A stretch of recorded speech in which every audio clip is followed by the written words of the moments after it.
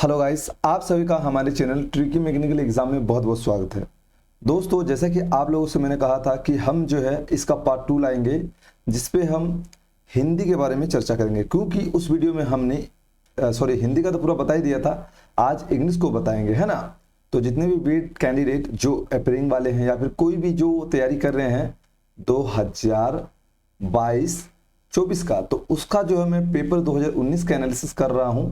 और आज की वीडियो में हम लोग इंग्लिश के पोर्शन को देखेंगे, कल टीचिंग एप्टीट्यूड का क्वेश्चन देखेंगे और परसों हम लोग रीजनिंग देखेंगे। इस प्रकार जो है पूरा चैप्टर आपको खत्म कर दिया जाएगा 2019 का, ठीक है।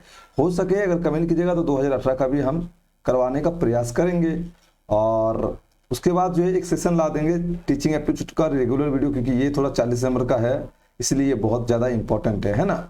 बाकी रीजनिंग भी आपको मैक्सिमम लोगों को आता है, और हिंदी भी मैक्सिमम लोगों को आता है, और इंग्लिश भी मैक्सिमम लोगों को आता है। रही बात ये टीचिंग एप्टीट्यूड कैसा होता है, इसी को हम लोग बाद में चलेंगे आगे, ठीक है। जिसके आपको मतलब इससे अधिक मार्क है 40 नंबर, तो आप लोगों का काम है, ठीक है। तो आइए इस लेक्चर में हम लोग पहले इंग्लिश को देख लेते हैं, उसके बाद आप लोग खुद से ले लीजिएगा प्रैक्टिस सेट और वो खुद से कीजिएगा, ठीक है। तो देखिए नंबर 1 क्वेश्चन में लगाता हूं आज। ये देखिए, सबसे पहले एक आपको पैसेज दिया जाएगा, ये पैसेज आप देख सकते होंगे। ये पूरा पैसेज आपको पढ़ लेना है, और इसमें जो है 4-5 क्वेश्चन रहेगा, 16 नंबर से 20 नंबर का क्वेश्चन रहेगा। यानी आपको 5 क्वेश्चन रहेगा और पांचों क्वेश्चन का आंसर देना पड़ेगा इसी पैसेज कौन से, यानी 5 नंबर आपको इस पैसेज से ही मिल जाएगा। तो हालांकि आप लोग छोटा से 9, 10, 11, 12 ग्रेजुएशन तक तो ऐसा पैसेज मिला होगा। अब आपको पैसेज को समझाने की जरूरत नहीं, बस एक बार मैं रीडिंग मार देता हूँ और कैसे आपको आंसर करना है मैं आपको दिखा देता हूँ, ठीक है। क्योंकि मैं इसमें आपको सोल्यूशन बता रहा हूँ, तो सोल्यूशन तो बताना पड़ेगा। तो चैनल पे जो भी नहीं है, चैनल को सब्सक्राइब जरूर करके रखिएगा आगे के वीडियो पाने के लिए। और अपर राउंड काउंसलिंग के बारे में अगर कुछ नोटिस आता तो जरूर आप लोग अपडेट करूंगा, ठीक है। तो अभी चलिए इसको हम वीडियो को पूरा देखते हैं। तो देखिए, सबसे पहले हम फटाफट पढ़ देते हैं इसको। The history of literature generally began long before man learned to write. Dancing was earliest of the arts. Man danced for joy round his primitive camp fire after the defeat and slaughter of his enemy. He yelled and stood as he danced, and gradually the yells and shout become coherent, and the count the measure of the dance, and thus the first war song was sung. As the idea of the god developed, prayers were framed. The song and prayer became traditional and were repeated from one generation to another, each generation adding something of its own. आप समझ सकते हैं जो मैं पढ़ रहा हूं, ठीक है। हालांकि मैं पढ़ के समझा ही देता हूं, ऐसा कुछ नहीं, जब क्वेश्चन बनाएंगे तब आपको समझाएंगे, इतना समझाएंगे तो वीडियो लंबा हो जाएगा। As man slowly grew more civilized, he was compelled to invent some method of writing by 3 urgent necessities. Then were certain things that it was dangerous to forget, and which therefore had to be recorded. मतलब future के record होना चाहिए ताकि बाद में भी जानकारी मिल सके, है ना। It was often necessary to communicate with persons who were some distance away, and it was necessary to protect one's property by making tools, cattle, and so on, in some distinctive manner. So man taught himself to write, and having learned to write purely for utilitarian reasons, he used this new method for preserving his war songs and his prayers. Of course, among these ancient people, there were only a very few individuals who learned to write, and only a few could read what was written. तो ये सारांश जो है लिखने के बारे में है, लिटरेसी यानी एजुकेशन के बारे में है, लिटरेचर के बारे में है। आपको पता चली गया, लिखने का मेथड बताया जा रहा है, ठीक है ना। इसमें जो है आप अगर लिखते हो, अगर घर में डायरी भी बना के लिखते हो, तो रिकॉर्ड का भी फ्यूचर में भी कोई किसी से मतलब कुछ भी आप इंपॉर्टेंट नोटिस छोड़ के गए हैं लिख के, तो वो फ्यूचर में भी काम देगा, है ना। और इससे कम्युनिकेट करके आइडिया लगा सकता है, और किसी अगर दूसरे अगर बाहर में डिस्टेंस में है तो उसको भी जानकारी दिया जा सकता है लिखने के माध्यम से। तो लिखना जानना भी सीखना पड़ेगा तब ना। तो यहाँ पे वही चीज बता रहा है, before man learn to write, मतलब जब इंसान लिखना नहीं जानता था तब क्या था, और जब लिखना जाना तब क्या हुआ, है ना। तो आइए इसी के बेसिस पे हम लोग क्वेश्चन को देखते हैं, क्वेश्चन को लगाते हैं। तो 16 नंबर का सबसे पहला क्वेश्चन, क्योंकि 15 तक तो हो गया है, इंग्लिश वाला में 1 से 15 तक और अभी 16 से हम लोग 30 तक करेंगे इस पे। उसके बाद हम लोग टीचिंग एप्टीट्यूड, फिर रीजनिंग, ठीक है। उसके बाद रेगुलर हम लोग टीचिंग एप्टीट्यूड पढ़ेंगे। What does the word slaughter mean? अब यहीं पे स्लटर का एक वर्ड है, देखिए यहाँ पे है ना, ये आपको दिख रहा है, स्लटर ऑफ हिज एनिमी। मतलब पूरा पढ़ लीजिए तभी इसका आंसर दे पाइएगा कि स्लटर का मतलब क्या है। Victory, return, unity, killing. तो चलिए आइए यहीं से हम लोग आंसर निकालते हैं। Man dance for Joy round his primitive camp fire after the defeat and slaughter of his enemy. मतलब दुश्मनों को मार कर जब एक खुशी होता है, मान लीजिए सेना में ही जब दुश्मन को मार देते तो कितना खुशी होता है। तो man dance for Joy round his primitive camp fire after the defeat and slaughter of his army. मतलब एनिमी जो है स्लटर मतलब दूसरे को मारना यानी किलिंग, यानी सिंपल से एनिमी को मारना यानी स्लटर मतलब किलिंग। तो ऑप्शन देखिए यहाँ पे किलिंग। तो ऑप्शन सी, देखिए आपको इंग्लिश आता है तभी आप इस सबको कर पाएंगे, ऐसा नहीं कि अगर इंग्लिश नहीं जानते तो आप लोग रीडिंग लगाइए, अब इसलिए हो जाएगा, ठीक है। तो इसका आंसर किलिंग हो जाएगा। स्लटर का मतलब इस पेसेज के अनुसार किलिंग हो रहा है। एम आई राइट? अब हम लोग नेक्स्ट क्वेश्चन को देखेंगे, है ना। नेक्स्ट क्वेश्चन क्या है? 17 नंबर। ये क्वेश्चन है इसी पेसेज के अनुसार, इसी पेसेज को हम लोग ध्यानपूर्वक करेंगे। क्या है? What would be the most appropriate title of the passage. अब इसी पेसेज का जो है कुछ टाइटल हम लोग रखेंगे, तो चलिए पढ़ते हैं, ऑप्शन के अनुसार रखेंगे। The various forms of music and dance. ना तो म्यूजिक के बारे में तो इतना बात नहीं हुआ, एक जगह हुआ खाली। The outline of literature, the history of civilisation, none of this तो होगा ही नहीं, यानी ये तो ऐसे कट गया। हिस्ट्री ऑफ सिविलाइजेशन का यहाँ बात नहीं, यहाँ पे लिटरेचर का बात होता है। देखिए यहाँ पे लिटरेचर लिखा भी हुआ है, द हिस्ट्री ऑफ लिटरेचर, इसीलिए इसको हम नाम देंगे द आउटलाइन ऑफ लिटरेचर, ठीक है। ये परफेक्ट हो जाएगा बी, है ना। तो ये क्वेश्चन आई होप आप लोग समझे होंगे। अभी जो है हम लोग नेक्स्ट क्वेश्चन देखेंगे, 18 नंबर। देखिए ये 18 नंबर क्वेश्चन क्या कह रहा है? Before the invention of writing, मतलब लिखने का खोज से पहले, in what form of literature exist, ठीक है ना, किस प्रकार का जो है लिटरेचर पाया जाता था। देखिए in history and legends, in dancing and singing, in tales and fairies. तो देखिए डांसिंग का बात हुआ है, सिंगिंग का। पहले जो था डांसिंग और सिंगिंग के माध्यम पे ही पूरा स्टोरी बताया जाता था। मान लीजिए कुछ भी होता था तो डांसिंग, अभी भी बच्चा लोगों को जब रिम्स पढ़ाया जाता है तो एक होता है रिम्स, तो उसमें पढ़ाया जो जाता है तो उनको भी गाना के माध्यम से ही पढ़ाया जाता है, ठीक है। तो वही था पहले के जमाना वाला, अभी भी बच्चों लोगों को यूज किया जाता है। आप लोग तो टीचर बन ही रहे होंगे तो समझ जाएंगे, है ना। तो वही चीज यहाँ पे ये बताया गया है, ठीक है। चलो नेक्स्ट क्वेश्चन देखते हैं। नेक्स्ट क्वेश्चन 19 नंबर क्या है? ये देखो, what will be the synonyms of word utilitarian. Utilitarian का मतलब क्या है भाई? यूटिलाइटेरियन का मतलब होता है उपयोग। भाई सिंपल सा वर्ड है। सिनोनिम्स मतलब समान वर्ड। 3 प्रकार का वर्ड पूछा जाता है, सिनोनिम, एंटोनिम्स, ठीक है ना। एंटोनिम्स मतलब विलोम शब्द और सिनोनिम्स मतलब समान शब्द, ठीक है ना। तो इनमें समान शब्द कौन है? तो यूजफुल, तो डायरेक्ट ऑप्शन बी। ये तो बहुत आसान था, यूटिलाइजेशन या यूजफुल बोल लीजिए, है ना, जो बोलना चाहें आप। अब देखिए 20 नंबर क्वेश्चन है ना, इसी पेसेज में है सब कुछ, ये क्वेश्चन छुपा हुआ, ठीक है। 20 नंबर क्या बोला? What led to the invention of writing by man. मतलब इनमें से क्या जो है इन्वेंशन राइटिंग के लिए जरूरत है। देखिए option, the need to record and communicate, the need to rejoice, the desire to write more war songs. तो ऑप्शन ए इसका हो जाएगा, the need to record and communicate. आप बोलोगे सर आप कैसे कर रहे? तो देखो भाई यहाँ साफ साफ लिखा हुआ है ना, रिकॉर्ड करने के लिए, है ना, रिकॉर्ड और कम्युनिकेट करने के लिए जो है जरूरत है। यहाँ पे साफ साफ लिखा हुआ आपके पेसेज में।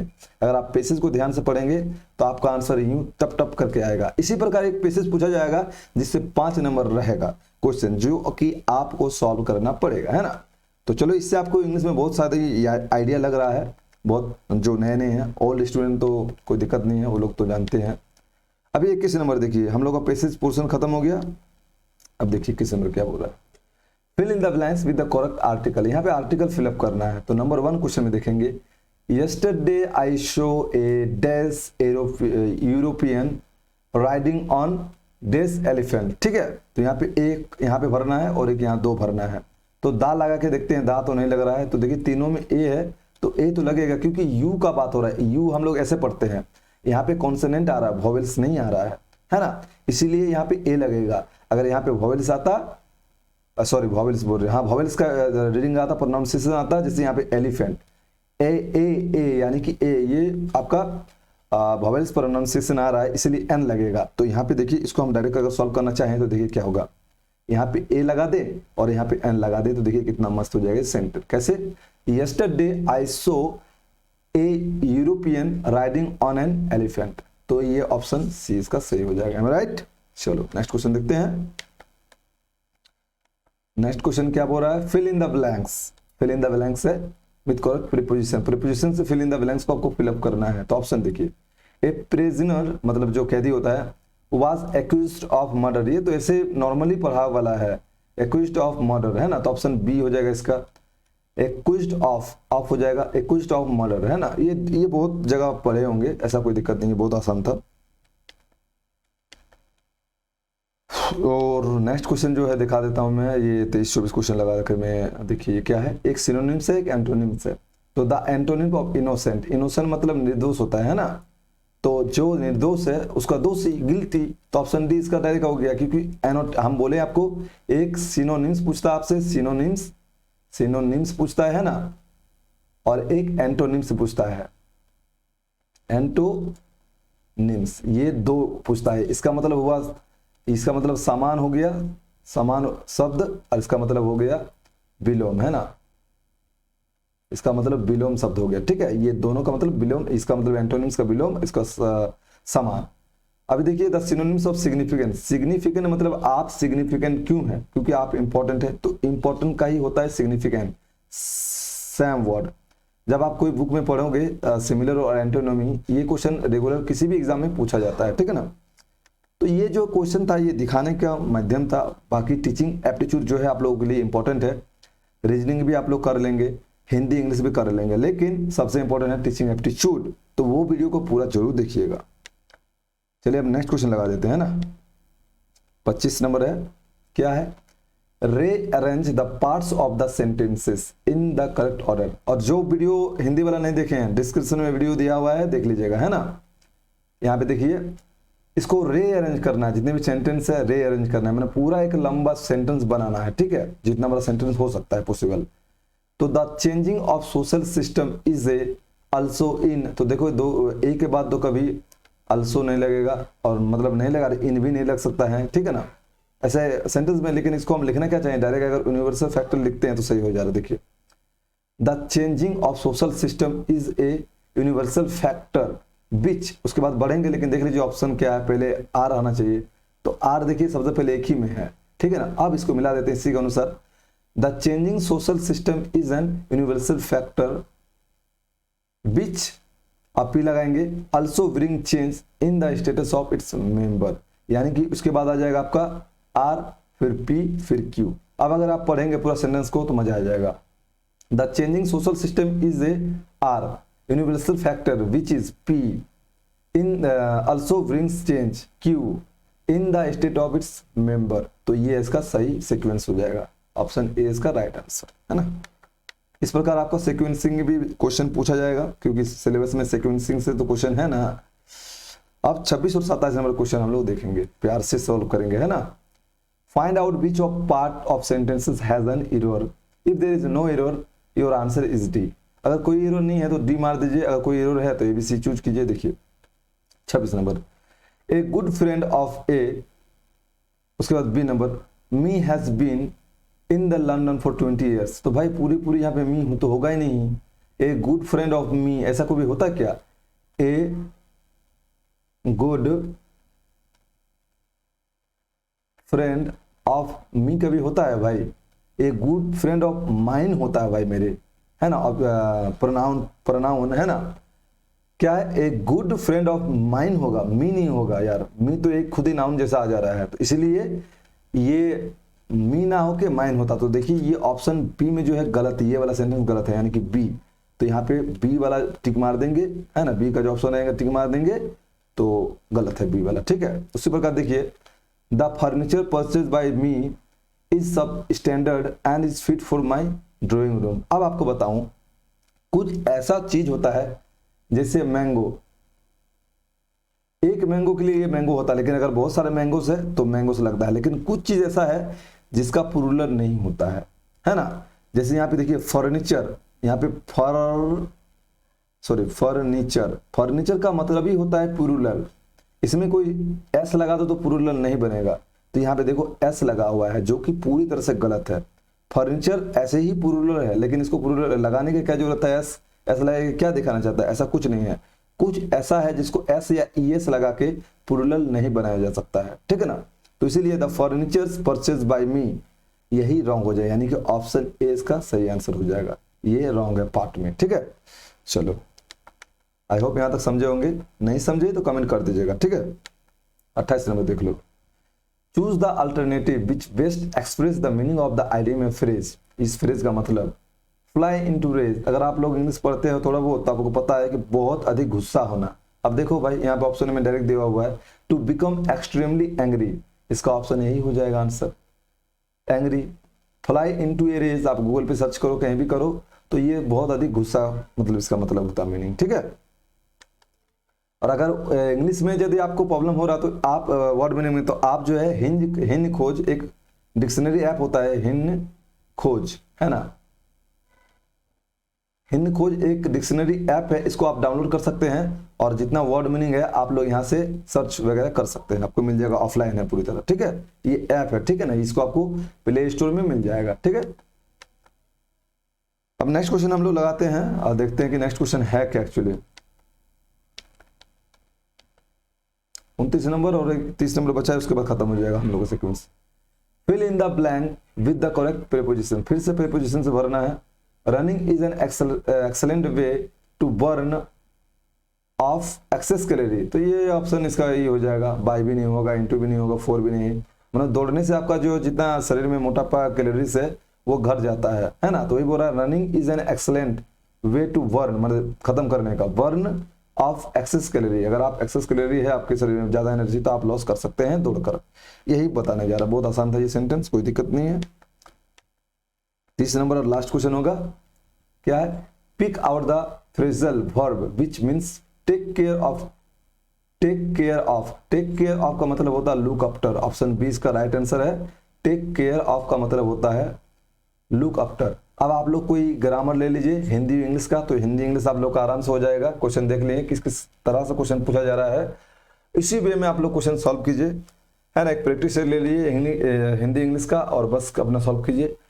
रही बात रीजनिंग, रीजनिंग भी बता दूंगा, और टीचिंग एप्टीट्यूड का जो वीडियो आप लोग जरूर देखिएगा। उसके बाद जो चलाएंगे हम, उसके बाद चलाएंगे रेगुलर, जो हम चलाएंगे अपना टीचिंग एप्टीट्यूड का क्लास चलाएंगे, ठीक है। तो चलिए मिलते हैं नेक्स्ट वीडियो में। तो आज के लिए bye bye, thank you very much for watching this video.